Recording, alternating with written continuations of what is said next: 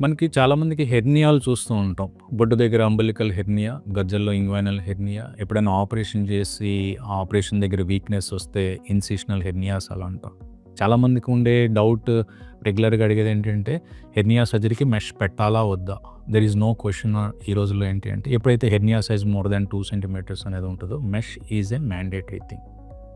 Mesh ఉంటే మనకి లోపల అది కరిగిపోతదా? కరిగిపోయేలాంటి మెషా? లేదంటే నార్మల్ కరగకుండా ఉండే మెషా? మెష్ ఉండటం వల్ల ఏదన్నా అటు జరిగిపోతుందా?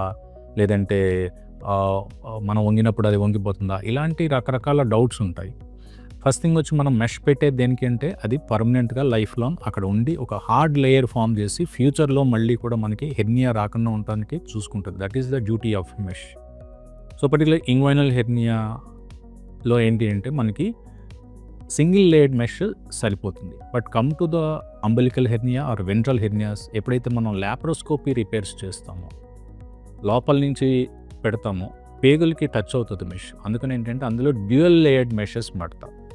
మనకి ఫంక్షన్ వైజ్ ఏంటి అంటే మనకున్న ఇబ్బంది తగ్గడానికి ఏంటి అంటే ఏదైతే కరగకుండా ఉండే మెటీరియల్ ఉండి దానిపైన పేగులకి అటాచ్ అవుతుంది కాబట్టి ఆ పేగుల సేఫ్టీ కోసం వన్ మోర్ బయో లేయర్ ఉంటుంది.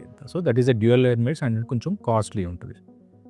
ఒకసారి మనం మెష్ లోపల పెట్టిన తర్వాత దాన్ని అక్కడ ఫిక్స్ చేస్తాం. ఫిక్స్ చేయడం వల్ల అటు కరగటం కానీ, ఇలా ఉండటం కానీ, మెష్ వల్ల ఏదైనా నొప్పి రావటం కానీ, లేదంటే మనం వంగితే అది వంగటం ఏదో అటు ఇటు జరగటం కానీ, పడుకున్నప్పుడు నిద్రలో అటు ఇటు జరగడం అలాంటివి జరిగేదానికి అవకాశం అసలు ఉండదు అంతా. మనం మెష్‌ని అక్కడ ఫిక్స్ చేస్తాం.